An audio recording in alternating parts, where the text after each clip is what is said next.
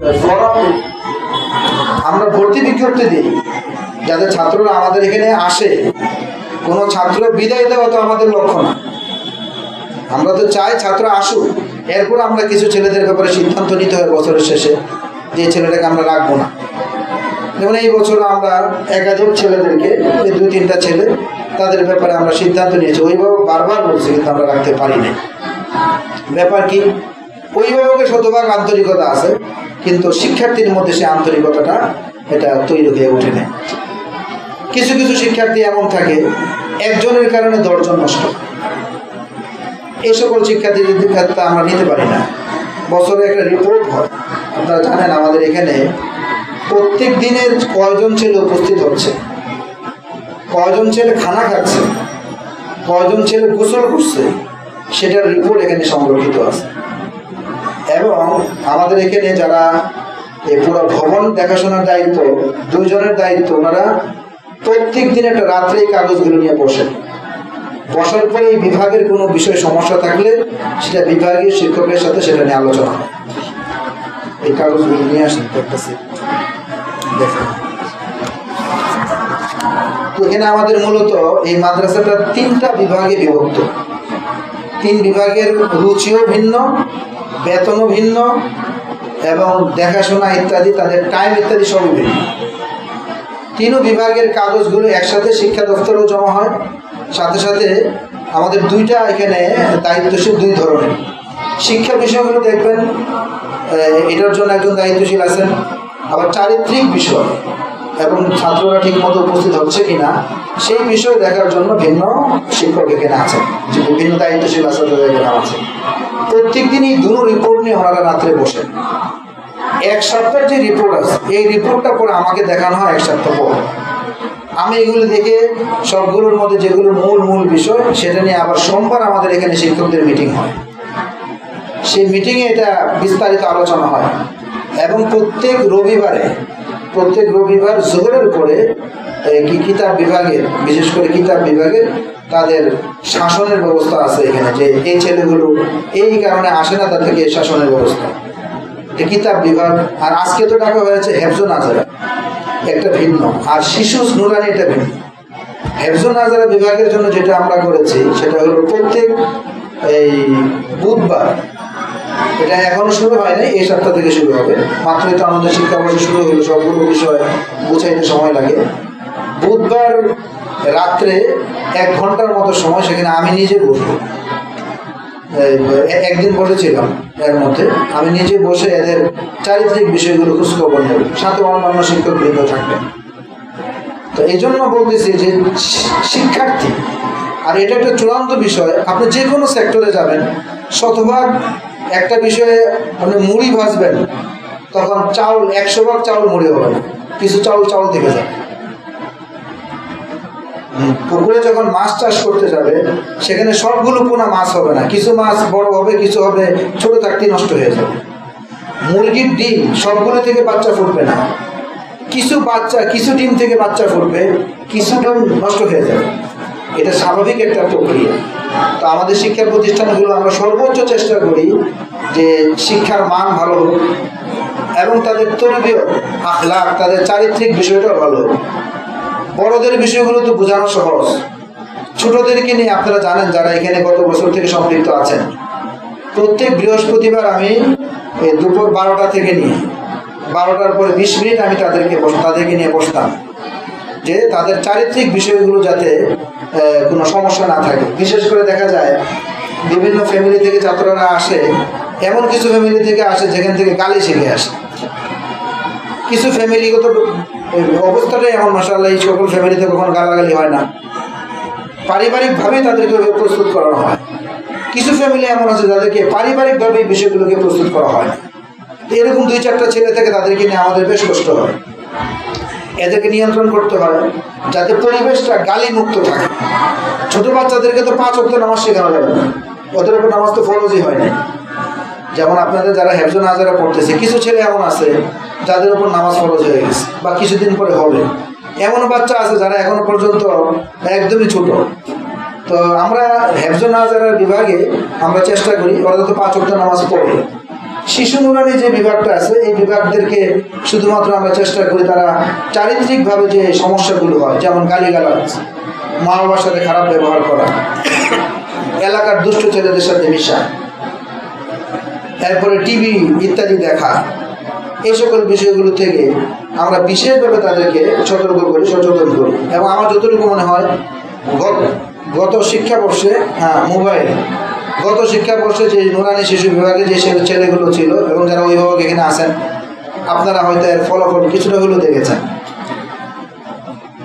আর হেফজুন নাজেরার বিষয় তো বললাম যে আমরা প্রত্যেক সপ্তাহে একবার আমরা বসি। তো প্রথমত হলো শিক্ষককে দায়িত্বশীল হতে হবে, আমাদের শিক্ষকদের দায়িত্বশীল হতে হবে, সাথে সাথে ছাত্ররাও শিক্ষার্থী এমন হতে হবে যে সে নেওয়ার মতো তার মন মানসিকতা প্রস্তুত থাকতে হবে। এখন একজন শিক্ষার্থীর মন মানসিকতা প্রস্তুত হবে কিভাবে? একে তো হলো শিক্ষক তার মন মানসিকতা প্রস্তুত করার জন্য ব্যবস্থা গ্রহণ করবেন, কিন্তু সাথে সাথে অভিভাবকের ওখানে ভারী দায়িত্ব যাতে আমার সন্তান এলমের জন্য সে প্রস্তুত হয়। বাসায় টিভি, বাসায় মোবাইলের ছড়াছড়ি, এই ছেলের মন মানসিকতা কেমন তৈরি হবে? আমরা এখানে যতটুকু তৈরি করে দেব, বাসায় গেলে সেটা নষ্ট হয়ে যাবে। আজানটা শেষ হোক পড়ার জন্য। হ্যাঁ, যে বিষয় বলতেছিলাম, এখানে এই যে হিফজ এবং নাজারা বিভাগের যেমন সারাদিনের একটা নিজাম এখানে দেওয়া আছে। এই যে তথ্য বই 9 নম্বর পৃষ্ঠায়, যারা আমরা এখন সংগ্রহ করি নাই, আমরা বছরের শুরু থেকে বলতেছি, যারা সংগ্রহ করি নাই দ্রুত আমরা 100 টাকা দিয়ে এটা সংগ্রহ করে নেব। আর এই নাজারা বিভাগের যেমন আমাদের এখানে আবাসিক ছাত্র আছে, হেফজখানায় আমাদের কোনো অনাবাসিক ছাত্র নাই, আপনারা জানেন। নাজারা বিভাগের ছাত্রদেরকে আমরা উদ্বুদ্ধ করি যাতে তারা আবাসিক হয়ে যায়। কারণ যেমন এখানে দেখেন, সকালে আমাদের এখানে সিস্টেম হলো নিজাম, এই জায়গার সূচি হলো আজানের সাথে সাথে ঘুম থেকে উঠতে হয়। তো বাসায় থাকলে তো এটা সকল বাসায় তো এই নিজামগুলো রক্ষা করা সম্ভব হয়ে ওঠে না। বাদ ফজর 20 মিনিট আমরা এখানে বিভিন্ন আমল এদের দ্বারা করাই, যেমন কুল আল্লাহ শরীফ 3 বার, ফালাক 3 বার, নাচ 3 বার, আরও কিছু আমল আছে। এই আমলগুলো আমরা এখানে নিয়মিত করাই। কিছুক্ষণ লা ইলাহা ইল্লাল্লাহ জিকির করে, কিছুক্ষণ আল্লাহ আল্লাহর জিকির হয়, এরপরে হাসবি আল্লাহু লা ইলাহা ইল্লাহু আলাইহি তাওয়াক্কালতু ওয়া রাব্বুল আরশিল আযীম। এই ধরনের বিভিন্ন আমল যেগুলো কোরআন এবং হাদিসের থেকে বাছাইকৃত আমলগুলো আমরা এখানে করাই থাকি। 20 মিনিট আমল হয়, এরপরে 10 মিনিট সুযোগ দেওয়া হয় একটু হাঁটাহাঁটির জন্য। বাকি যেহেতু এরা একদম ছোট, এই জন্য আমরা সকলে বের হতে দিই না। এখানে ওরা বারান্দা আছে, প্রশস্ত বারান্দা আছে, বারান্দায় তারা হাঁটাহাঁটি করে। ফজরের জামাতের পর 20 মিনিট তো এই, অতঃপর 7:30 পর্যন্ত তারা নিজেরা সবক শোনাবে। অনাবাসিক যারা, তাদের জন্য আমরা নিজাম হলো যে ফজর নামাজ শেষ হয়ে গেল, এরপর ওনারা পৌঁছায় দেবেন। যেহেতু সবাইকে আমরা এখনো নাজারা বিভাগে আবাসিক করতে পারি নাই, ছোট, যেমন এই যে আমাদের আরো বড় ছোট, এরকম বয়সের ছোট বড় আরো কিছু ছাত্ররা আছে, তাদেরকে আমরা আবাসিক করার জন্য চাপ দিতে পারি না। অভিভাবকদেরকে আমরা বলি আবাসিক দিতে পারলে ভালো। 7:30 পর্যন্ত, 7:30 থেকে 8টা পর্যন্ত নাস্তার জন্য সময় দেওয়া হয়। 8টা থেকে 9টা পর্যন্ত সবক হয়। 9টা থেকে 9:30 পর্যন্ত মস্ক হয়। আমাদের এখানে বিভিন্ন জায়গা থেকে ছাত্ররা আসে ভর্তি হইতে। নাজারা শেষ হয়ে গেছে, আমরা কোরআন শরীফ জিজ্ঞেস করি, দেখা যায় যে কায়দা পারে না, উচ্চারণ ঠিক না, হেফজ করে আসছে। গত বছর 2টা ছেলে হেফজ করে আসছে, তাদেরকে আমরা নুরানিতে দিতে বাধ্য হয়েছি। এটা কেন হয়েছে? এই যে মস্ক নেই, যেই পড়াটা পিছনে পড়ে আসছে যদি প্রত্যেকদিন রিভাইজ না হয় তাহলে ভুলে যাবে, এটা স্বাভাবিক বিষয়। এই জন্য প্রত্যেকদিন আধা ঘন্টা সময় আমাদের এখানে আছে। কোরআন শরীফ পড়ার যে সকল বিধানগুলো আছে, নিয়ম নীতিগুলো আছে, এই নিয়ম নীতিগুলোর আলোচনা হবে। এটাকে মস্ক বলে। 9টা থেকে 9:30 পর্যন্ত মস্ক হবে। 9:30 থেকে 9:10 পর্যন্ত জেনারেল ক্লাস। জেনারেল ক্লাসের ব্যাপারে আমি একটু কথা বলতে চাই যে জেনারেল ক্লাসের ব্যাপারে মানে অভিভাবকদের মধ্যে অবশ্যই গুরুত্ব আছে যে আমাদের জেনারেল দিক থেকে পিছিয়ে গেলে তো এটা কেমন, বাংলা অঙ্ক ইংরেজি তো পড়া দরকার। দেখেন আমাদের মাদ্রাসা, আমাদের দেশে যে সকল প্রতিষ্ঠিত হেফজখানাগুলো আছে, যেখান থেকে পড়াশোনা খুব ভালো হয়, ওই সকল প্রতিষ্ঠানে দেখবেন বাংলা অঙ্ক ইংরেজি একবারই নাই। কেন? কোরআন শরীফটা এমন একটা কিতাব, এর জন্য পূর্ণ শতভাগ মনোযোগী না হইলে এই কোরআনে কারীমটাকে পূর্ণ আয়ত্ত করতে কষ্ট হয়, এটা রুচি ভিন্ন। আর আজ পর্যন্ত এমন দেখা যায় না যে কোরআন শরীফ ভালো মতো পড়ছে আর বাংলা অঙ্ক ইংরেজি দিক থেকে চলনসই এই পরিমাণ বাংলা এবং ইংরেজি পারে না, এরকম আলহামদুলিল্লাহ আমাদের দেশে একজন আলেম নেই। বাংলা অঙ্ক ইংরেজির ব্যাপারে যতটুকু দরকার সেটা হয়। কিন্তু আমরা একটা জিনিস খেয়াল করলাম যে বিভিন্ন প্রতিষ্ঠানে যারা হেফজুন নাজারা পড়ে আসে, বাংলা অঙ্ক ইংরেজি একদমই নাই। হেফজুন নাজারের উপরে আমাদের কিতাব বিভাগে যে ক্লাসের বাংলা ইংরেজি পড়ানো হয় সেটা হলো 4 ক্লাসে, ক্লাস 4। যে ছেলেটা আগে 2 পড়ে নাই সে 4 কেমনে পড়বে?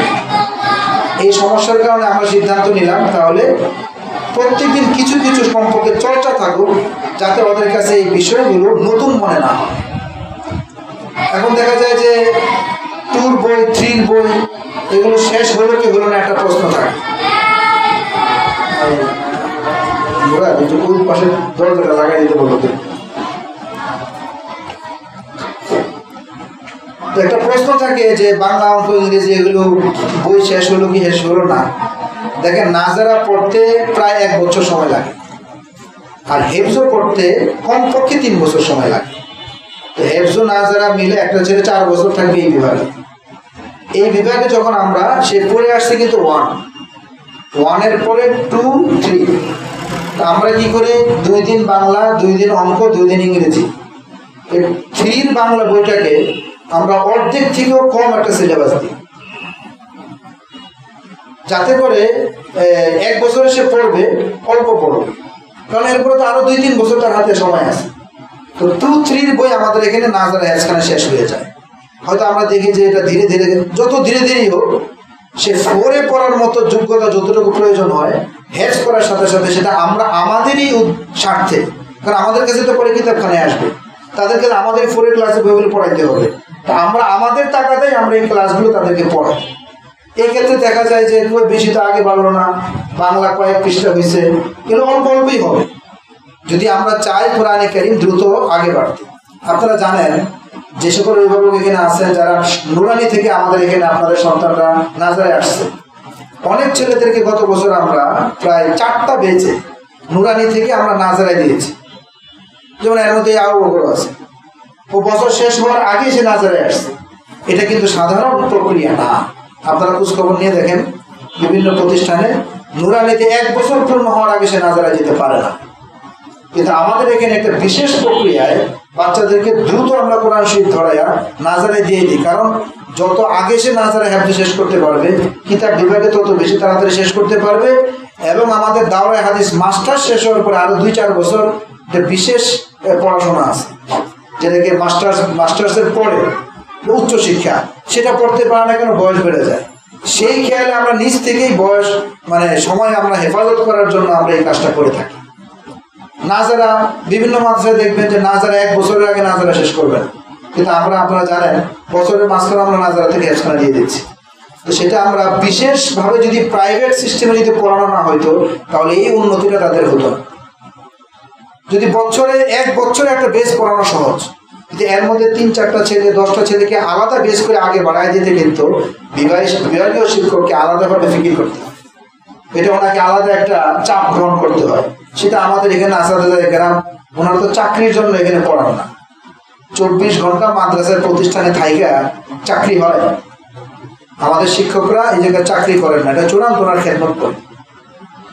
যেই বেতন আমরা দিই এর চেয়ে 3 গুণ বেতন যে রিক্সা চালায়, যে একটা মুদি দোকান দেয়, যে একটা পান দোকান দেয়, এর চেয়ে 3 গুণ বেতন পায় তারা। 3 গুণ টাকার তারা কামাই করে। আল্লাহ পাক তাদেরকে হাত পা দেয়নি। ওনারা চাইলেও তো অন্য রাস্তায় ইনকাম করতে পারতেন, সির্ফ কোরআনের মহব্বতে, দ্বীনের মহব্বতে ওনারা এখানে দ্বীনের খেদমত করতেছেন। যতই হোক মানুষ একটু বাসা বাড়িতে তো একটু ভিন্ন খাবার হয়। আমাদের যে সকল আসাদুল্লাহ এখানে বাচ্চাদেরকে পড়ান, ওনারা 14 বছর পর্যন্ত মাদ্রাসার পর খানা খাইছেন। মাদ্রাসার খানা তো হোস্টেলের খানা যত ভালোই হোক, মাদ্রাসার খানাই আপনারা বলছেন। এই খানাটা খাওয়ার পরে এই মাদ্রাসায় এসে কিন্তু ছাত্ররা যে খানা খায় ওনারা একই খানা খাইতেছে। তেমন কোনো ডিফারেন্স নাই। আমরা শুধু সকালবেলা একটু ডিম ভাজা দিয়ে আসাতে যাই গ্রামকে উস্তাদদেরকে, আর রাত্রে হালকা কিছু হইলে হয়তো আমরা চেষ্টা করি, কিন্তু ভাত ছাত্ররা যেটা খায় ওনাদের জন্য সেটা, মূল তরকারি ছাত্রদের যেটা উস্তাদদের জন্য এটি। এই জন্য ওনাদের এই ঋণ পরিশোধ করা এটা কোনো ছাত্রের দ্বারা কখনোই সম্ভব না। সার্বক্ষণিক দেখেন শিক্ষা প্রতিষ্ঠানে হয়তো শিক্ষা নিয়ে ফিকির করে, কিন্তু এই শিক্ষক চেষ্টা করবে যে তার আখলাক চরিত্র কিভাবে উন্নত হবে। এটা কি কোনো টাকা দিয়ে সম্ভব? এটা কোনো বিনিময় দিয়ে সম্ভব চারিত্রিকভাবে? দেখেন এই যে আমি কাগজগুলো আনাইছি এখানে, যে প্রত্যেক দিনের রিপোর্ট এগুলো, সাপ্তাহিক না, প্রত্যেক বিভাগের একটা রিপোর্ট আমাদের কাছে পৌঁছে। যেমন এখানে আমাদের এখানে কাগজটা আসছে 7 তারিখের, না এই মাসের 7 তারিখ, 7 মানে আরবি মাসের 7 তারিখ, 7 তারিখের রিপোর্ট আসছে এখানে। এই প্রস্তুতিটা কোথায় এখানে?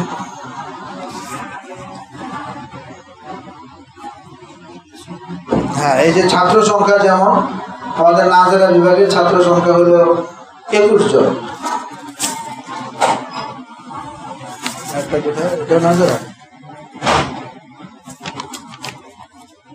এই যে এটা, যেমন নাজেরা বিভাগের ছাত্র সংখ্যা 22 জন। এই দিনে আমাদের মাদ্রাসার ছাত্র সংখ্যা কজন উপস্থিত দেখা আছে? 17 জন। এটা প্রত্যেক দিনের রিপোর্ট।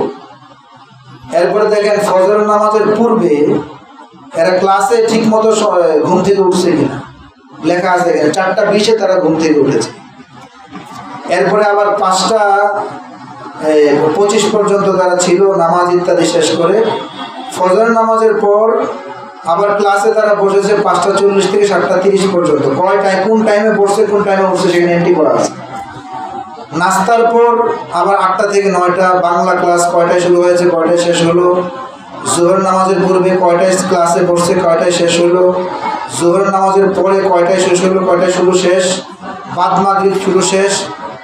এরপরে সকালের সবক, যেমন আমরা যারা নাজারা বিভাগেরটা আমি আগে বলি, যারা এখনো দেখে দেখে কোরআন শরীফ পড়ে তাদের 3 বার সবক বারবার নিতে হয়। একটা ছেলে সর্বোচ্চ 2 বার দিতে পারে, তো আমরা 2 বার নেই। যেমন সকালের সবক দিয়েছে কয়জন? যেমন এখানে লেখা আছে 22 জনের মধ্যে 11 জন সবক দিয়েছে। তা সকালে দেয়, অনেকে আছে সকালে দিতে পারে না, তারা দুপুরে দেয়। এই 22 জনের মধ্যে বাকি 10 জন দিয়েছে দুপুরে। আবার রাতে কয়জন দিয়েছে সেটাও এখানে লেখা আছে। এরপরে মস্ক হয়েছে কিনা তীর চিহ্ন দিতে হবে, মস্ক যদি না হয় ওই জায়গাটা খালি থাকবে। কাওয়ায়েদের এজরা, এটা আপনাদের জানা থাকা দরকার, যে যেমন কোরআনে কারীম পড়া, যেমন আলহামদু আমরা তো এটা জানি। এখন যদি আমি পড়ি আলহামদুলিল্লাহ, আপনারা ভুলটা ধরতে পারছেন না কেন? আপনাদের জানা আছে দালের মধ্যে টান হবে না, একটা জানা আছে, কিন্তু অনেক কায়দা আছে যেগুলো আমাদের সকলের জানা নাই। যেমন দলের মধ্যে 4 আলিফ টানতে হবে, লিনের মধ্যে 3 আলিফ টানতে হবে।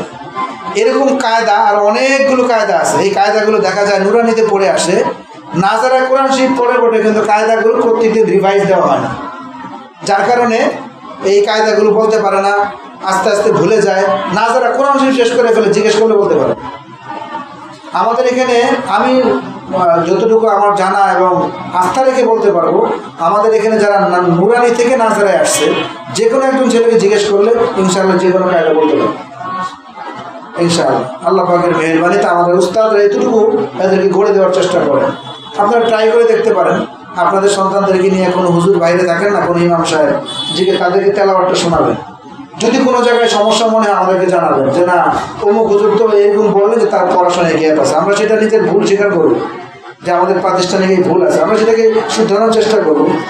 আমাদের প্রতিষ্ঠানের বিভিন্ন উন্নয়নের জন্য আমরা প্রত্যেক বছর রমজানের আগে 1 সপ্তাহ একটা শিক্ষা সফর করি, শুধু শিক্ষকদেরকে নিয়ে।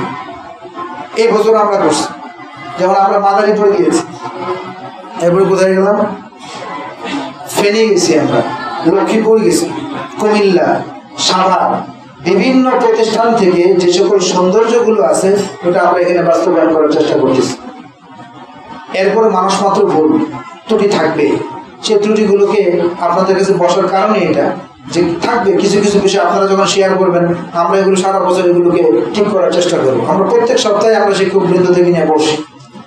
ধরুন এখানে লেখা আছে খানা খেয়েছে কয়জন, আমাদের এখানে যারা খানা খায় তারা নিয়মিত খানা খাইলো কিনা, দেখা যায় অনেক ছেলেরা খানার সময় ঠিক মতো খানা খায় না। আমাদের বিভাগীয় শিক্ষকরা খানা খাওয়ার সময় ফ্রি না, ওই কয়জন খানা খাইলো দেখতে হবে এবং এখানে লিখতে হবে।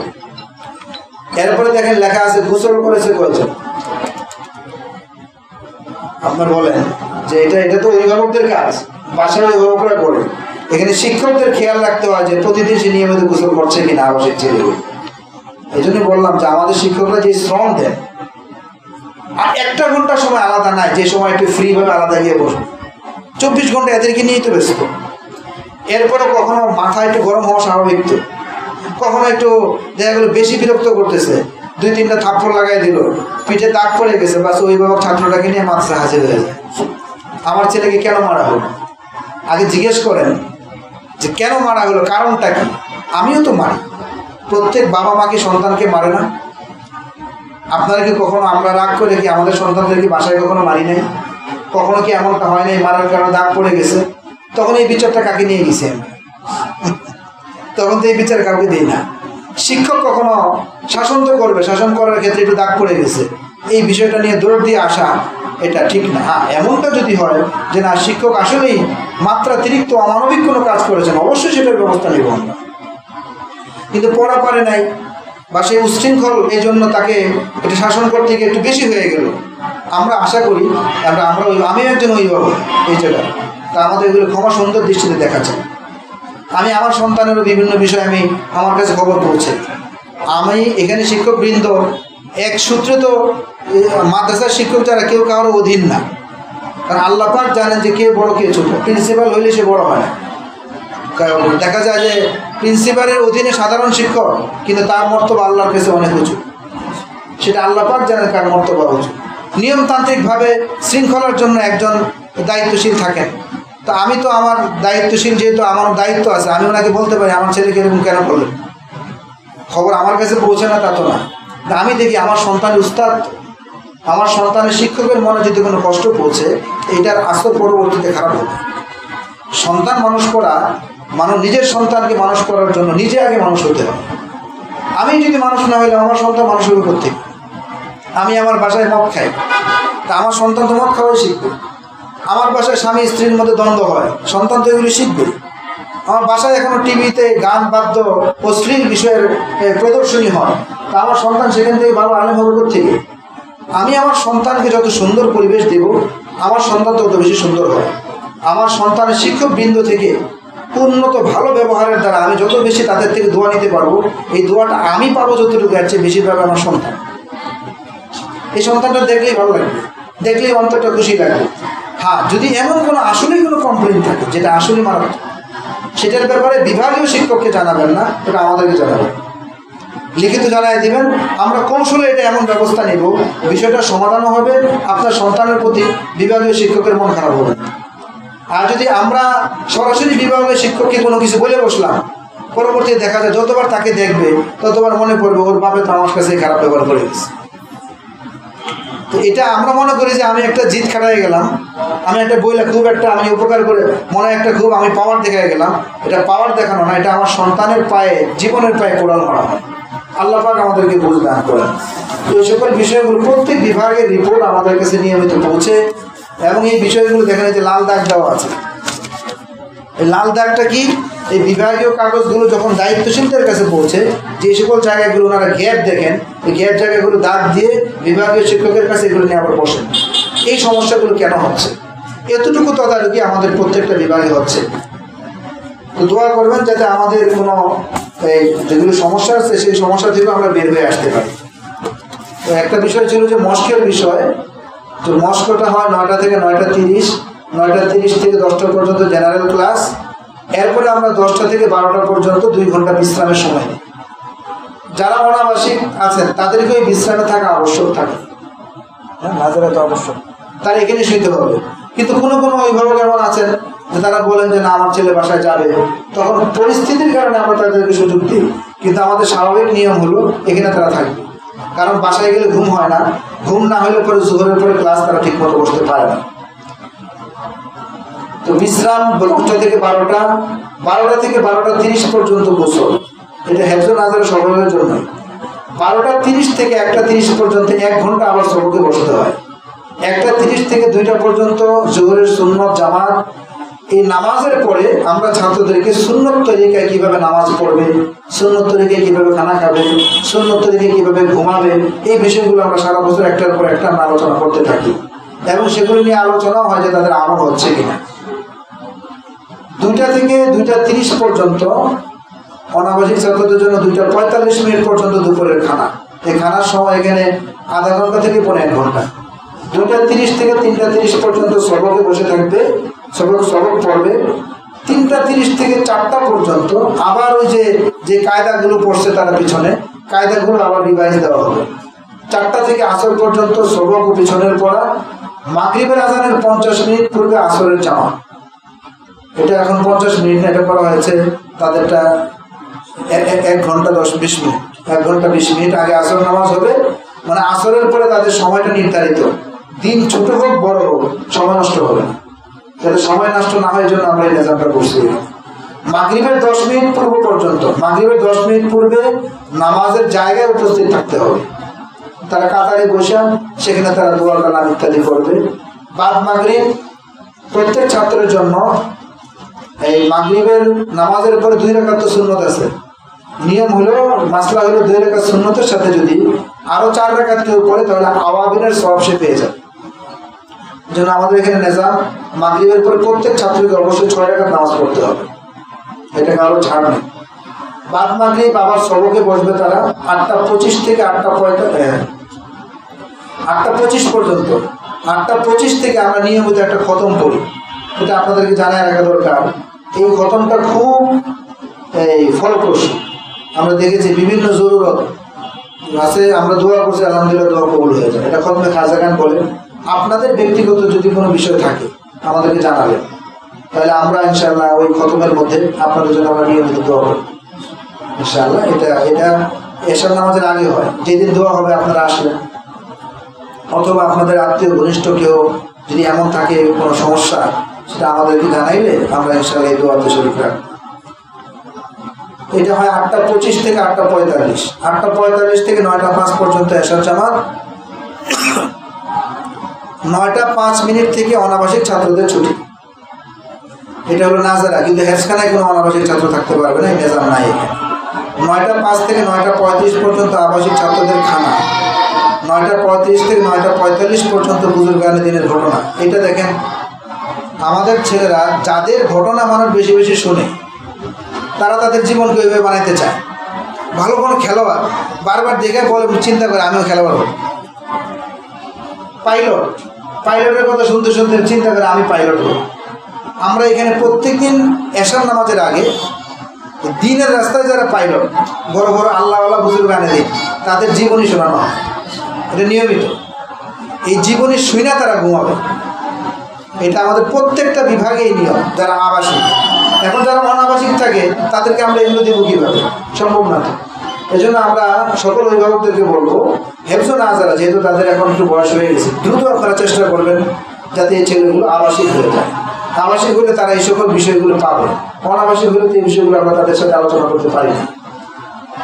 তো 9টা 35 থেকে 9টা 45 পর্যন্ত বুজুর্গানে দিনের ঘটনার তালিম হয়।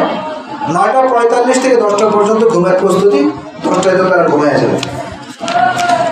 আমাদের শুক্রবারে যেহেতু আমি বলছি যে নাজারা বিভাগের ছাত্র যারা হেফজ নাজারা তারা আবাসিক থাকবে, এটাই স্বাভাবিক নিয়ম। কেউ কেউ অনাবাসিক আছে, তো শুক্রবারও তারা তাদের একটা নিজাম আছে। যেমন বাদ ফজর, জুমার দিনের কি কি আমলগুলো হয়, যেমন জুমার দিনের সুন্নত সূরা কাহফ তেলাওয়াত করা, বেশি বেশি দুরূদ শরীফ পড়া, এরপরে মাগরিবের আগ মুহূর্তে দোয়া কবুল হয়। 5টা কাজ করলে আল্লাহ পাক বড় ধরনের সওয়াব দান করেন। 1 বছর নফল রোজা এবং 1 বছর নফল নামাজের সওয়াব আল্লাহ পাক দান করেন। একটা আমল, এই আমলটা আমরা বাচ্চাদেরকে শোনাই। এটা জুমার দিন ফজরের পর শোনানো হয়। 7টা পর্যন্ত তারা সবকে বসে থাকে শুক্রবার। এটা কিন্তু হেফজও হয়, নাজারা বিভাগেও হয়। বাদ ফজর 1 ঘন্টা 30 মিনিট পর্যন্ত এটা পুরা সাফাই করা হয়, পরিষ্কার পরিচ্ছন্ন কাজ করা হয়। 7টা থেকে 7:30 থেকে 8টা পর্যন্ত নাস্তা, 8টা থেকে 10টা পর্যন্ত ঘুম, 10টা থেকে 12টা পর্যন্ত গোসল ইত্যাদি, যারা কাপড় ধোয়ার প্রয়োজন হয় কাপড় ধোবে। 12টার পর এখানে হাজিরা হয়। 12:20 মসজিদে চলে যাবে। এরপরে মসজিদ থেকে আসবে, খানা খাবে। 2টা থেকে এরপরে আবার 2:30 পর্যন্ত খাবার, 2:30 থেকে আসর পর্যন্ত আবার পড়াশোনা। এই নিজামগুলো শোনায় দেওয়া হলো মূলত এই যে তথ্য বইটা। অনেকে আছে শুধুমাত্র বেতন দেওয়ার জন্যই ওই পৃষ্ঠাটা আপনারা খোলেন, আসলে এটা শুধু বেতনের বিষয় না। এখানে আপনার সন্তানের নিজামুল আওকাত এখানে দেওয়া আছে, তারপরে কিছু অভিভাবকদের জন্য কিছু বিষয় এখানে দেওয়া আছে, তথ্য দেওয়া আছে, নসিহতপূর্ণ কিছু কথা এখানে দেওয়া আছে। আমরা এই বইটা আমরা গাইডলাইন হিসাবে একটু পড়ে নেব। ছুটির বিষয়টা আলোচনা করি। যথাসম্ভব আমরা চেষ্টা করবো যাতে কোনো ছাত্রকে ক্লাস চলাকালীন সময় আমরা বাসায় না নিই। বিবাহের ছুটি, বিভিন্ন অনুষ্ঠানের ছুটি, বাবা মা যায় তো সেখানে বাচ্চাকে নিয়ে যায়। বর্তমানে আপনারাই বলেন কয়টা বিবাহ হয় গুণামুক্ত? বেশিরভাগ বিবাহতে গান হয়, বাদ্য হয়। আর না হোক বিবাহের ছুটির জন্য আমার ছেলের পড়াশোনা নষ্ট হলো, আত্মীয় স্বজনদেরকে খুশি করার জন্য, এটা আমার ছেলের জন্য ভালো নয়। আমরা বেশি পিঠাপুলি করে ছুটি দিয়ে দিই, কিন্তু এটা আমি দিলাম বটে, কিন্তু অবশ্যই তার জন্য এটা করলাম না। ক্লাস চলাকালীন কোনো ছুটি না নেওয়াটা একান্ত সমস্যা না হলে ছুটি নিবে না। ছুটি নেওয়ার প্রয়োজন হয়। আমাদের এখানে 39 নম্বর পৃষ্ঠা থেকে অনেকগুলো পৃষ্ঠা ছাপা করে তৈরি করে দেওয়া আছে। এখানে দরখাস্তের পুরো বিষয়গুলো লিখে দেওয়া আছে। সমস্যাটা শুধু লিখে দিবে, সমস্যা লিখে দিবে, তারিখ লিখে দিবে, কোন দিন আসবে, কোন দিন যাবে। লেখার পরে বিভাগীয় শিক্ষক থেকে সুপারিশ নিতে হবে। এরপরে যিনারা শিক্ষা দপ্তরের সাথে সম্পৃক্ত উস্তাদ আছেন, আমাদের এখানে 2জন মাওলানা সোহাইব সাহেব আছেন আর মাওলানা হাবিবুল্লাহ সাহেব আছেন, 2জনের যে কোনো একজনের সুপারিশ নেওয়ার পরে আমার থেকে সেটা মঞ্জুরি নিতে হবে। এরপরে সেটা ছুটি হবে, আর না তো সে শাস্তিযোগ্য অপরাধ। কোনো ছেলে ছুটি না নিয়ে চলে গেল, আমরা কাকে শাস্তি দেব? আমরা কি অভিভাবককে শাস্তি দেব? স্বাভাবিক বিষয়। আমরা তখন ছেলেকে প্রেশার দিব, তুমি কেন এরকম করলাম, তাকে হয়তো 1-2টা আমরা হাতে লাগাই দিলাম। দরকার কি? আমার ছেলের সুশাসনের প্রয়োজন তো নাই। আমরা অভিভাবক যদি সচেতন হই তাহলে আমাদের সন্তান আরামে থাকতে পারবে। এটা আমরা খেয়াল রাখবো ইনশাআল্লাহ।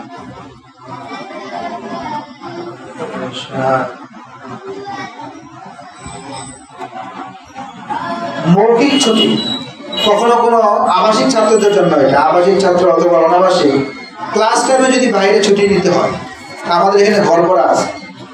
সে কয়টায় যাবে, কয়টায় আসবে, দারোয়ান তো নিচে আছে, দারোয়ানকে দেখাইতে হয় যে এতটায় সে যাচ্ছে, এতটায় আসবে। সে স্বাক্ষর না দেখাইলে দারোয়ান বেরোতে দিবে না। আসরের পরে বিষয়টা কথা বলি, কোনো কোনো প্রতিষ্ঠানে এমন আছে যে সপ্তাহে 1 দিন দেখা করতে পারবে, এছাড়া দেখা করতে পারবে না, এমন নিজামও আছে। কিন্তু আমরা সেটা করি না। ক্লাস টাইমে কোনো অভিভাবক দেখা করতে আসবে না। ক্লাস টাইমে আসরের পরে দেখা করার সুযোগ আছে, কিন্তু বাহিরে নিয়ে যাবে না। যত ওরা বাহিরে যাবে তত বেশি ওদের ক্ষতি। বাহিরের পরিবেশ থেকে আমরা ওদেরকে তো ভিতরে রাখতে চাই। কিছু আপনি নাস্তা খাওয়াইতে প্রয়োজন হয়, নাস্তা নিয়ে আপনি তাকে দিয়ে যান, নাস্তা দিয়ে গেলেন, কোনো কথা হলো ভিতরে কথা বলে যান। বাহিরে নেওয়া মানেই হলো যত বাইরের পরিবেশে যাবে তত তার ব্রেনের মধ্যে বিভিন্ন জিনিস ঢুকবে, কোরআনের এর ঢুকতে তত বেশি বাধা। এই জন্য এই বিষয়গুলো আমরা খেয়াল রাখবো। সামনে কোরবানি আসতেছে, কোরবানিতে আমরা ছুটি দেবো ইনশাআল্লাহ। সিদ্ধান্ত হয়েছে, আপনাদেরকে জানাই দেওয়া হবে, নোটিশ দেওয়া হবে কবে ছুটি হবে। কোরবানির ছুটি সর্বমোট 6 দিন থাকবে। আগে হয়তো 4 দিন, এরপরে 6 দিন। ছুটির দিনগুলোতে আমরা খেয়াল রাখবো যাতে সর্বশেষ যেভাবে আমরা নিয়ে যাচ্ছি খোলার তারিখে যেন অবশ্যই আসে। আমাদের আসাদাজাই গ্রাম বুজুর্গ গান্ধী ওনারা বলতেন, যে ছেলে খোলার তারিখে ঠিক মতো আসে তার এলেমে আল্লাহ পাক বিশেষ বরকত দান করেন। অনেক সময় আমরা খেয়াল করি যে আপনি একটা দিন পরে যান, একটা দিন পরে আসে বটে, কিন্তু সে বরকত থেকে বঞ্চিত হয়েছে। এই জন্য অনেক সময় দেখা যায় আমরা একটু খেয়াল করি, একটু 1-2 দিন পরে যাই না, একটু টিকিট পাই, ভালো মতো বাড়িতে গেছি না, আগের থেকে আমার সন্তানের খেয়াল করে আগের থেকে টিকিট কেটে রাখি। আসে তো কত লোকই তো নিজের টাকা দেয় আসে, চাকরির জন্য আসে। আমার চাকরি থেকে বেশি গুরুত্ব দেওয়া চাই আমার সন্তানের পড়াশোনা। এই বিষয়গুলো আমরা বিশেষভাবে খেয়াল রাখবো। আর একটা বিষয় হলো, আমাদের মাদ্রাসায় যেহেতু বললাম যে 3টা বিভাগ, নাজারা হেফজ বিভাগ আছে, নুরানি শিশু শ্রেণী আছে, আর একটা কিতাব বিভাগ আছে। কিতাব বিভাগে আমাদের এখানে ছাত্র আছে এবছর প্রায় 60 জন, 60-65 জনের মতো ছাত্র আছে আলহামদুলিল্লাহ।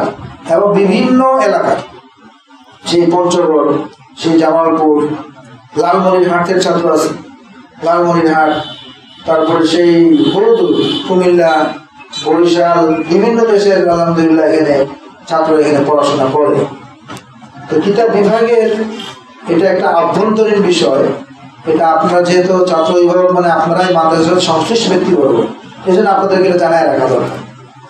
তো আমাদের এই কিতাব বিভাগে যারা পড়ে এদের মধ্যে বহু তালেবে ইলম আছে যাদের বাড়ি, যেমন লালমনিরহাট বললাম, আপনারাই বলেন ওই জায়গার লোকদের আর্থিক অবস্থা কেন, তাই না, একদম গ্রাম।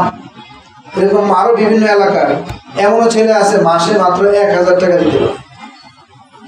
এমনকি এই বছর একটা ছেলে এমন, তার বাবার অবস্থা দেখে আমি তার বাবাকে বলছি যে দেখেন তাকে 1 টাকাও দেওয়া লাগবে না, আমি পূর্ণ ফ্রি তাকে কিনে পাবো। বাহির থেকে সাইনবোর্ড দেখে, বড় বিল্ডিং দেখে অনেকে মনে করে এখানে মনে হয় কোনো আর্থিকভাবে অসচ্ছল কোনো ছাত্র নাই। এই ধারণাটা ভুল, আপনাদের ভুলটা কাটায় দেবে। কোনো জায়গায় লেখা রাখে এতিমখানা। আমাদের এখানে সচ্ছল ছাত্রদের, সচ্ছল লোকদের সন্তানরাও পড়ে, সকলের জন্য এখানে ব্যবস্থা আছে। এখানে প্রায় 70-80 জনের মতো ছাত্র এমন আছে যাদেরকে আমাদের প্রতিষ্ঠান থেকে বিশেষভাবে তাদেরকে সেবাটা দিতে হয়। সেখানে আমরা নিচে লিখে দিচ্ছি, এক জায়গায় লেখা আছে বছরে আমাদের সেই ফান্ডের প্রয়োজন হয় প্রায় 20 লক্ষ। আপনারা জানেন, আপনারা পুরাতন অভিভাবক আছেন, আপনাদেরকে আমরা এটা আগেও জানাইছি যে গত রমজানের আগে আমাদের প্রায় 14 লক্ষ টাকার মতো নিচ্ছে।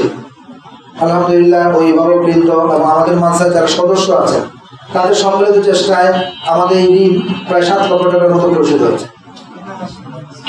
এটা আপনাদেরই সম্মিলিত চেষ্টায় হয়েছে। হ্যাঁ, সেটা হয়তো অনেকে জানাই দিলাম, আমরা সবাইকে জানাবো এটা যারা চেষ্টা করেছেন। কিন্তু এখন 7 লক্ষ টাকা বাকি। কুরবানিতে বিভিন্ন মাদ্রাসা জানেন যে কালেকশন হয়, মূলত এই কালেকশনটা আমাদের নাজারা হেফজখানা নুরানি বিভাগের জন্য হয়। আমরা যে কালেকশনটা করি এটা হচ্ছে কিতাব বিভাগের যারা, তাদের জন্য এই কালেকশনটা আমরা করে থাকি। কারণ নুরানি শিশু যারা সাধারণত আশপাশের বাসা থেকে, ইনারা বেশিরভাগই খরচটা ওনারা দিতে পারে, কেউ কম দেন কেউ বেশি দেন, কিন্তু মাশাআল্লাহ ওনারা খরচটা চালিয়ে দিতে পারে। কিন্তু কিতাব বিভাগের যে আমাদের একটা বড় ধরনের গ্যাপ, প্রত্যেক মাসে আমাদের প্রায় 2 লক্ষ টাকার কাছাকাছি এই গ্যাপটা আমাদের পূরণ করতে হয়। এর মধ্যে থেকে আমাদের কিছু লাইফ মেম্বার আছেন, আজীবন সদস্য, তারা প্রত্যেক মাসে যে আমাদের মাদ্রাসায় ডোনেশন করেন সেখান থেকে প্রায় 40,000-এর মতো আমাদের আসে, 40-50-এর মতো আসে। কিন্তু এরপরেও প্রায় 1 লক্ষ টাকার বেশি এখানে গ্যাপ থাকে। এটা আমরা পূরণ করি রমজানে, কিছু যাকাত ফান্ড থেকে পূরণ হয়, আর কিছু কোরবানি থেকে। কিন্তু আমার কাছে গত বছর কয়েকটা বিষয় অনেক কষ্ট লাগছে। সেটা হলো আমি এক জায়গায় দেখি যে আমাদের ছেলেরা গিয়ে বললো যে চামড়া এখানে দিতে, মানে আচরণটা এমন যেমন কোনো ভিক্ষুক আসছে এখানে। তো এই একজন তালেবে ইলম, সে তো সম্মানের পাত্র, সে ওখানে গেছে তো একটা মাদ্রাসার কল্যাণে, সে নিজের জন্য যায়নি। এই ধরনের আচরণগুলো মানে আমার কাছে বড় খারাপ লাগছে যে ছাত্ররা তারা কেমন তিরস্কারের পাত্র হবে, তারা তো তালেবে ইলম, আল্লাহ রসুলের মেহমান। এই জন্য এবার আমরা সিদ্ধান্ত নিয়েছি যে ছাত্রদেরকে আমরা চলে দিয়ে দেব। কিছু তালেবে ইলম থাকবে এলাকা ভিত্তিক, আমাদের যারা অভিভাবক বৃন্দ আছেন বা আমাদের যারা হিতাকাঙ্ক্ষী আছেন তারা এলাকা ভিত্তিক ওনারা একটা ফিকির করে আমাদেরকে জানাইলো যে এখানে এতগুলো চামড়া আছে, তো এগুলো আপনারা পাঠাই দেন। আমরা আমাদের ছাত্রদেরকে দিয়ে দিলাম, তারা এগুলো নিয়ে আসবে। কিন্তু ঘরে ঘরে গিয়া সেই পদ্ধতি আমরা এখানে গ্রহণ করবো না। আমরা আমাদের ছেলেদেরকে এই পর্যায়ে যেতে দিব না ইনশাআল্লাহ। জরুরত হ্যাঁ এটা জি জি জি সেটাই। এটার জন্য আমরা আপনাদেরকে জানাইলাম যে আপনারা আপনাদের ঘনিষ্ঠ জনদের সাথে আলাপ আলোচনা করে এই গ্যাপটা পূরণ করার চেষ্টা করবেন ইনশাআল্লাহ। আরেকটা হলো এখানে আমাদের 100 জনের মতো বোর্ডিংয়ে খানা। আমরা আবাসিক ছাত্রদের থেকে মাসে 3500 টাকা নেই খানা বাবদ, যারা পূর্ণ টাকা দেয় তাদের থেকে। আর যারা কম দিতে অনেক আছে, যেটা মাত্রই বলবো। এই টাকা দিয়ে ছাত্রদেরকে ভালো খানা, খুব বেশি খানা এটা তো সম্ভব না, আপনাদের বাজার সম্পর্কে জানা আছে। 3 বেলা খানা 100 টাকা থেকে একটু বেশি পড়ে, এটা দিয়ে কি খাওয়াবো আমরা? তো আমরা যেটা করি, চেষ্টা করি কুরবানির সময় আমরা গরু ব্যবস্থা করার চেষ্টা করি, যাতে 1-2টা গরু হয়। এটা গরু হয়ে গেলে কি লাভ, এটা আমরা ফ্রিজে সংরক্ষণ করি। তাহলে সপ্তাহে একদিন আমরা ছাত্রদেরকে সবাই, এটা শুধুমাত্র কিতাব বিভাগ না, যারা হ্যাফখান আছে তারাও, নাজারের বিভাগ তারাও, সবাইকে আমরা এটা আপ্যায়ন হিসাবে আমরা এই গোস্তটা খাওয়াইতে পারি। গরুর গোস্ত আমরা তো গরুর গোস্ত কিনে এই টাকা দিয়ে খাওয়ানো তো সম্ভব। সেটা যেন সহজ একটা প্রক্রিয়া হলো, যেমন 1 ভাগের জন্য মূল্য নির্ধারণ করা হয়েছে 15,000 টাকা। 15,000 টাকা কেউ যদি আপনি একটা ভাগের টাকা দিয়ে দেন, এই টাকাটা নফল সওয়াব হয়ে যাবে আপনার। গোস্তটা খাবে, ডবল সওয়াব পাবেন, কুরবানির সওয়াব হবে। আবার এই গোস্তটা মেহমানদারি, রসুলের মেহমানরা খাবে, এটার জন্য আলাদা সওয়াব পাবে। 15,000 টাকা যাদের সামর্থ্য আছে 15,000 টাকা দিয়ে দিলেন। আর যদি কারোর সামর্থ্য 15,000 টাকা না, আমি 5,000 টাকা দিতে চাই, সমস্যা নেই। 5,000 টাকা হলে 3 জনের টাকা দিয়ে আমরা একটা ভাগ দিব। নফল যদি কুরবানি দেওয়া হয় তাহলে এটা সবাই সওয়াব পাবে। কুরবানি হবে না, এইভাবে কুরবানি হবে না, কিন্তু নফল কুরবানি এভাবে দেওয়া হয়। এই জন্য আমরা চেষ্টা করতেছি, যদি আপনারা সম্মিলিতভাবে একটু চেষ্টা করেন, তাহলে আমাদের এখানে যদি 1-2টা গরু হয়ে যায়, সাথে সাথে ফ্রিজের ব্যবস্থা হয়ে যায়, দোয়া করেন যাতে ফ্রিজের ব্যবস্থা হয়ে যায়, তাহলে আমরা যদি সংরক্ষণ করতে পারি, এটা আমাদের তালাওয়ারা খাবে, এটা আমাদের কিছু ভালো লাগে যে আমরা সপ্তাহে 1টা দিন 2টা দিন আমরা তাদেরকে গরু গোস্ত খাওয়াতে পারবো। এটা আপনারা সম্মিলিত ফিকির করবেন। এটা হলো সর্বশেষ কয়েকটা বিষয় আপনাদের সাথে আলোচনা করা। এবং সাথে সাথে গত বছর যখন কুরবানির সময় এলাকার মধ্যে একটা ব্যাপক, যারা এই এলাকায় আছেন তাদের জন্য বলতেছি, ব্যাপকভাবে জানাজানি হয়েছে যে এখানে এই ফান্ডটা নাই, অসচ্ছল ছাত্রদের ফান্ড নাই। এটা একটা ভুল জানাজানি হয়েছে। এটাও আপনাদের সংশ্লিষ্ট ব্যক্তিবর্গদেরকে জানাই দেবেন যে এখানে এই ফান্ডটা আছে, যে কেউ খরচ করতে চাইলে খরচ করতে পারে, সবাই না। আমি বললাম এখানে ফান্ডটা সবার জন্য না। আমাদের এখানে ছাত্র আছে 170 জন, এর মধ্যে আলহামদুলিল্লাহ সচ্ছলিত আছে 100 জন, সচ্ছল ছাত্রতা আছে, কিন্তু একটা ফান্ড যেখান থেকে আমরা সেবা দিই। দেখেন আমাকে এসে এই ভর্তির সময়ও একজন এক লোক পাশে 1 নম্বর ওনার ব্যবসায়ী আছে, প্রতিষ্ঠান আছে, উনি আসতে এসে বলল যে একটা ছাত্র দেন, এই ছাত্রটাকে আমি পূর্ণ খরচ দিয়ে চালাবো। তো বলুন ভালো, এই সুযোগ আমাদের আগে আছে। বলে বলছে সেই ছাত্রটাকে দেখায় দেন, এই ছাত্রটাকে আমি আসবো, এসে দেখাশোনা করবো। আমি বলি এই সুযোগে প্রজেক্টে কেন? এই ছেলেটা ভর্তি হয়েছে মাদ্রাসায়, সে জানে 1 টাকার জন্য কারোর কাছে সে ছোট হবে না। আমরা যে তাদের জন্য কোথার থেকে নিচ্ছে তাদেরকে তো আমরা জানি। তো আপনি যখন নাকি তাকে আপনি ভিন্নভাবে তাকে আসবেন, খোঁজখবর নেবেন, তার মনে একটা প্রশ্ন থাকবে উনি আমাকে আলাদা করে দেখে কেন। ওর খোঁজখবর নিয়ে জানতে পারবে উনি আমাকে আর্থিকভাবে সহযোগী। একটার মনটা কি বড় হবে না ছোট হবে? ছোট হবে। একজন তালেব ইলম তার মন ছোট হবে কেন? আমাদের এখানে দাওয়াত আসে যে পাশের এক বাসায়, ওখানে কয়েকজন ছাত্র পাঠান, কত আসছে রমজানে, আমরা কোনো ছাত্রকে কোনো বাসায় পাঠাই, কারণ সামাজিকভাবে মনে হচ্ছে দাওয়াত খেতে যেতেছে। এই মানে যারা তাহলে যারা এলমে দিন শিখে তারা তো বাচ্চার মতো থাকবে, আল্লাহ পাক দান করবেন। আমি 1 টাকার জন্য এই মাদ্রাসার আলহামদুলিল্লাহ কোনো উস্তাদ কেউ বলতে পারবে না 1 টাকা চান্দার জন্য কোনো উস্তাদ কোনো জায়গায় গেছে। 1 টাকা চান্দা করার জন্য কোনো ছাত্রকে আমরা কোথায় পাঠাইছি? আমি নিজেও 1 টাকার জন্য কোথাও যাই। আলহামদুলিল্লাহ, আল্লাহ পাকের মেহের। চালাবেন তো আল্লাহ। আপনাদের সামনে বলা এটা সুন্নাত। রাসূলুল্লাহ সাল্লাল্লাহু আলাইহি ওয়াসাল্লাম ওনার জামানাতে এরকম জরুরত আসতো। এক সাহাবী আসছেন আর্থিকভাবে অসচ্ছল, রাসূলুল্লাহ সাল্লাল্লাহু আলাইহি ওয়াসাল্লাম মসজিদে দাঁড় করায় দিয়েছেন। অন্যান্য সাহাবীদেরকে বলছেন তোমরা তার দিকে খেয়াল রাখো। এটা ওই জমানা থেকেই চলতেছে। আল্লাহ পাক দুনিয়াটাকে সাজাইছেন এইভাবে, সচ্ছল অসচ্ছল এটা আমাদের হাতে না, এটা আল্লাহ পাকই সাজাইছেন এইভাবে। তো আমাদের খেয়াল রাখতে হবে, আমাদেরকে যাদেরকে আল্লাহ পাক আর্থিকভাবে সচ্ছলতা দিয়েছেন, খরচ করাটা এটা আমার জন্য গর্বের বিষয় মনে হওয়া উচিত। খরচ করতে আমি পারলাম, যাদেরকে সামর্থ্য দিয়েছেন চুপচাপ দিয়ে যাবেন। দান করার নিয়ম তো এটাই, চুপচাপ দিয়ে যাওয়া। আয়সা গত বছর না তার আগের বছর বাংলাদেশে মানে বড় মাদ্রাসার এক দায়িত্বশীল, উনি আমাকে ওই বছর আমাদের বেশ প্রয়োজন ছিল, তখন তো এই এলাকায় তেমন পরিচিতও নাই আমার, প্রথম বছর যেখানে আসলাম এখানে। তো উনি আমাকে 50,000 টাকা একটা এই পাঠাই দিয়েছে। তা আবার আমাকে বলেছে তো রসিদ কাটবেন। তো রসিদ কাটা ছাড়া তো আমরা 1 টাকা গ্রহণ করি না, রসিদ তো কাটবো, রসিদ ছাড়া এখানে টাকা নিই না আমরা। তা আমরা বললাম হুজুর তো এখানে রসিদ তো কাটা হবে, তো রসিদ কেটে ছেড়ে ফেলে দেবে। তা আমি রসিদ কেটে সতর্কতার কারণে, কারণ শয়তান তো মানুষকে ধোঁকা দিতেই পারে, মনের মধ্যে প্রথমে ভালো, হঠাৎ শয়তান ধোকা দিল যে কি জানি টাকাটা কি হয়েছে। তা আমি রসিদ কেটে এটা ওনার হোয়াটসঅ্যাপে ফটো পাঠিয়ে দিচ্ছি। পরে উনি আমাকে মহব্বত করেন অনেক, উনি বললেন যে আমি আপনাকে বললাম রসিদটা পাঠিয়ে দিলেন। যাই হোক, তো এই যে দেখেন 50,000 টাকা উনি পাঠাইছেন, উনি একদম কাউকে জানাবেন না, রসিদটা পর্যন্ত কাটতে প্রস্তুত না।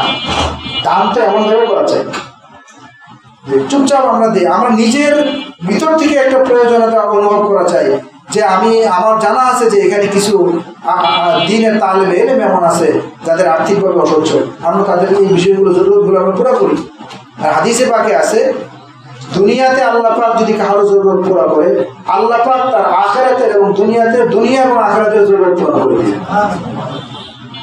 তাই না? আমরা দৃষ্টির আড়ালে কিছু বিষয় তো আছে, এই জন্য আমরা সম্মিলিত চেষ্টা করবো। আমাদের এখানে যে বললাম 50-60-70 জন ছাত্র এমন যাদের আর্থিকভাবে কারো যদি আপনাদের বিষয়টা জানতে মনে চায়, আমাদের নিচে এন্ট্রি খাতা আছে, ওই এন্ট্রি খাতাতে দেখবেন যে মাসে তারা কত দেয়, 1000, 1500, 2000 এরকম। অথচ 3 বেলার খানার এখানে আমাদের একজন ছাত্রের পিছনে ভাড়া ইত্যাদি সব মিলে মিনিমাম খরচ 5500 টাকা, সব মিলে, এর চেয়ে বেশি হয়। এই জন্য এই বিষয়টা আপনাদের সামনে জানা। এখন আমি সর্বশেষ বলবো, যদি আপনাদের পক্ষ থেকে কোনো পরামর্শ থাকে, দেখেন কোনো পরামর্শ থাকলে পরামর্শ দেওয়ার বিভিন্ন পদ্ধতি আছে। একটা পদ্ধতি হলো আপনি আমার কাছে গেলেন, অথবা এই দফতরে আমাদের মাওলানা রাশেদুল ইসলাম সাহেব থাকেন, উনি সবসময় থাকেন নিচে, ওনার কাছে গিয়ে বললেন, অথবা অফিসে যিনি আছেন হিসাব রক্ষক, ওনাকে বিষয়টা বললে অনেক সময় দেখা যায় উনি ব্যস্ত থাকেন। মাওলানা রাশেদুল ইসলাম সাহেব আছেন, ওনাকে বলা যেতে পারে। আমি আছি, আমাকে একটু বললে যে সুন্দরভাবে তো বলা যায় যে এখানে এই বিষয়গুলো আমার কাছে সমস্যা মনে হয়। সমস্যা থাকতেই পারে, আমরা তো ফেরেশতা না। একটা প্রতিষ্ঠান চালাইতে গেলে সবার যোগ্যতা অত উন্নত থাকে না, আমার যোগ্যতা কম হতে পারে। সমস্যা হলে আপনারা আমাকে ব্যক্তিগতভাবে বলবেন, আমি কথা দিলাম সেটা সর্বোচ্চ এটার সমাধানের আমরা চেষ্টা করব। কারণ এখানে আমাদের সিস্টেমটা এমন করা যে আমাদের সমাধানের প্রক্রিয়া আগের থেকে করা আছে। আমরা যদি প্রতি সপ্তাহে মিটিংয়ে বসি, মিটিংয়ে সমস্যাগুলো সমাধান করা সম্ভব। এখানে যদি কোনো বিষয় আপনাদের বলার থাকে বলতে পারেন যে এই বিষয়গুলো একটু খেয়াল রাখলে ভালো, প্রতিষ্ঠানে এই বিষয়গুলো আরো বেশি উন্নত হলে বলা যেতে পারে। আমরা আমাদের বিল্ডিংটা জানেন 5 তলা বিল্ডিং ফ্লোরে ভাড়া নিয়ে নিচ্ছি। তো নিচে একটা ইউনিট ভাড়া ছিল, এটা ভাড়া ছিল, এটা তো উঠাই দিচ্ছি যেখানে আপনারা এখন বসতেছেন। তো প্রথমে 1 মাসের মতো আপনাদের কষ্ট হয়েছে জানি, বা আমি কষ্ট হয়েছে দেখে আমি উপরে আসতাম না। কারণ যদি শেখ সাদি রহমতুল্লাহ আলী বলছেন কেউ বিপদে পড়ছে, তুমি যদি উদ্ধার করতে না পারো কাছে যাবে না। আমি দেখতেছিলাম যে বাচ্চাদের কষ্ট হয় ওখানে, তা আমার কাছে ভাবতেও কষ্ট লাগতো। কারণ আমি ইনাদেরকে নোটিশ দিয়েছিলাম রমজানের আগে যে আপনারা খালি করে দেন, মাদ্রাসা খোলার আগে খালি করে দেন। তো তারা বলে যে হুজুর ঈদের সময় আপনার মেহরবানি, অনেক বেশি তারা জোর আবদার জানায়, তারা 1 মাস থাকছে। যেমন এই যে পাশে একটা রুম আমরা ওটা ভাড়া ছিল, উনি আবদার করে আরেক মাস থাকছে, উনি আগের মাসে চলে দিন। তো আমরা পুরো খালি করে দিচ্ছি। ওই জন্য প্রথমে কিছুদিন আপনাদের সন্তানদের কষ্ট হয়েছে, এই জন্য আমরা আন্তরিকভাবে দুঃখিত।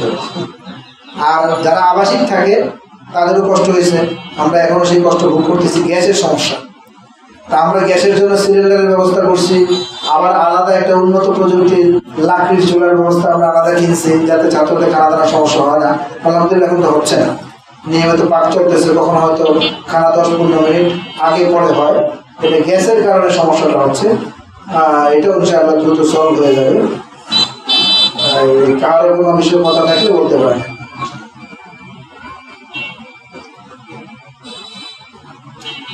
ঠিক আছে, আমি নিচে থাকি, মানে সকালে আমাদের ব্যস্ততা থাকে অনেক। সকাল 7:20 থেকে ক্লাস শুরু হয়, তো আবার ওই 10টার পর থেকে আমাকে পাশে এক জায়গায় সেখানে তিরমিজি শরীফের ক্লাস করার জন্য ওনারা আমার বলছেন। তো ওনাদের আবদার আমি ফেলতে পারিনি, সেটা আমার সেখানে যেতে হয়। তো সেখানে গিয়ে কয়েকটা ক্লাস করে আমরা এসে দিই। কারো যদি কথা বলার প্রয়োজন হয়, আমার ব্যক্তিগত নম্বরে আপনারা বিকেলে ফোন দিলে পাবেন। ক্লাস টাইমে আমি ফোন রিসিভ করি না, এটা বাচ্চাদের ক্লাসের সমস্যা হয়। এই জন্য ওই আসরের পর থেকে নিয়ে মাগরিবের পর আসার পর যে সময় ফোন দিলে, আর একান্ত যদি ফোনে কোনো সমস্যা রিসিভ না হলো, হয়তো আমি কোনো মিটিংয়ে থাকতে পারি, তাহলে বিভাগীয় একটা নম্বর আছে। তো বিভাগীয় শিক্ষকের নম্বরে ফোন দেওয়ার টাইম আছে, সেটা হলো যে ছুটির টাইমটা আপনারা ফোন দিতে পারবেন। যেমন আপনাদের হাতে তো এটা আছে, একদম ক্লাস 10-এ ফোন দিবেন না, ওই সময় ফোন দিলে আপনারই সন্তানের পড়াশোনা নষ্ট হয়। সরাসরি এসে গেলে ভালো, নিচে সবসময় দায়িত্বশীল ওস্তাদরা থাকে, ওনাদের সাথে সরাসরি কথা বলতে হবে।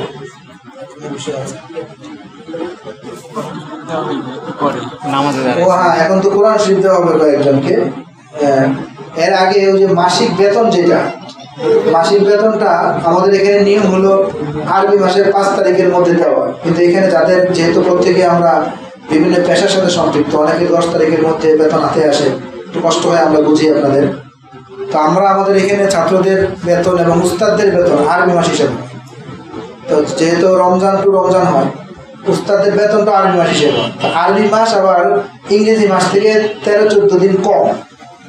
এই দিক দিয়ে দেখা যায় যে বছরের শুরুতে হিসাব মিললেও শেষের দিকে একটু হিসাবটা মিলতে চায় না, এটা হলো আরবি মাসের দিন কম হওয়ার কারণে।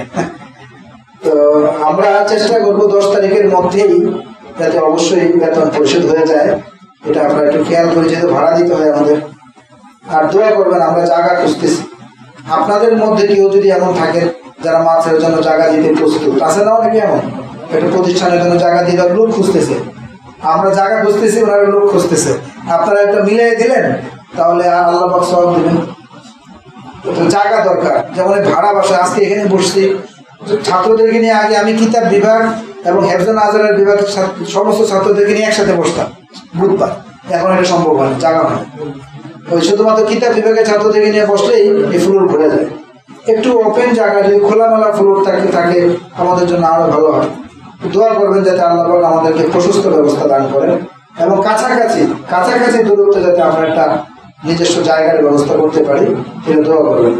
আর তথ্য বইয়ে জামে একটা শব্দ লেখা আছে, এটার প্রশ্নের উত্তর আমি দিয়ে দিই, কারণ আমাদের সাইনবোর্ড সব জায়গায় লেখা আছে মাদ্রাসা ইমাম মোহাম্মদ, এখানে লেখা জামিয়া। জামিয়ার শাব্দিক অর্থ হলো ইংরেজিতে যদি বলেন ইউনিভার্সিটি, বিশ্ববিদ্যালয়।